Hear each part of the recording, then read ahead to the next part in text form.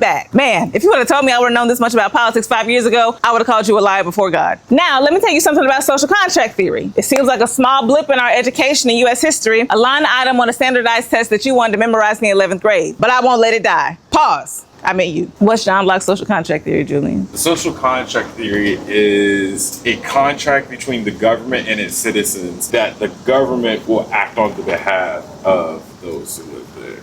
All right? That's half. Do you know the other half, Alfredo? I mean, I was going to say the same thing. John Locke's social contract theory simply states that people should give the power to their government in exchange for the government protecting the people. Now, that does not mean that people were ever imagined to give away their power to the government. It means that people were supposed to empower the structure of the government in order to enact its protective faculties. And if you saw nothing else as threatening this power balance before today, this war on Jerry is a direct blow to that power dynamic because gerrymandering, in effect, allows the government to choose its people and disallows the people from choosing its government. Similarly, so too does sending all this National Guard presence to DC to do one of two things: stand around or menace black people on the streets. There is no in between. Targeting homelessness was just a way in. But if you ask me, I think all this fortifying DC has more to do with giving Donald Trump a fortress of protection when this Rockland County, New York election lawsuit presents evidence in court next Friday. Gee whiz, for the life of me, I can't understand why information about that lawsuit isn't plastered all over the timeline. I wonder why. But let's get back to how Texas was able to pop it off in the first place. If you recall, earlier this month, Texas Democrats were being all big and bad, talking about, we outside Texas state lines. You can't see me. You can't come and get me. You will not pass this illegal shit with me in the room. Only to carry their asses back to the room to give them the quorum they needed to pass that illegal shit. And that's what we're talking about. In order to buck the system, you have to actually buck the system and be committed to the bid. Keep that doing it for click shit to yourself. It's a waste of time if you're just going to capitulate at the end of the day. And for all but one who did return, didn't do nothing but tuck their tails and say, yes, Daddy Abbott. It must be noted, however, that most of the Democrats that returned were not black. And the all but one in question here was Rep. Nicole Collier, who may have been there for quorum, but would not sign a permission slip, which illegally mandated that the Democratic rep should be subject to police escorts, so they couldn't leave the state again. I have never seen more of a bunch of puss-ass, hoe-ass niggas in my life. Now, she has since been released, not because she caved and signed a permission slip, but because the gerrymandering bill was passed anyway. Still, shout out to her for standing 10 toes down, suing them for unlawful detainment, and simply not allowing herself to be bullied. Now, I say bullying to ground these attempts as a small-minded act of cowardice that they are, so we as the everyday people don't feel intimidated by it. But make no mistake, this is all something very dastardly and dangerous: political overreach. Once again, a violation of social contract theory. But I want you to stop looking at the trees for a second and take a look at the whole forest. Reasons you still should not panic. Resistance is happening every day. The Republicans don't have the numbers in the polls or in the bank. Donald Trump himself is also broke. Jerry is the front end of distraction. The girls are simply spiraling. So don't let them knock you off your square. California getting those boosts and vote yes on redistricting on November 4th. And everybody else, stay on your toes for similar measures to potentially pop up in your states in the coming months. Hey, Lene,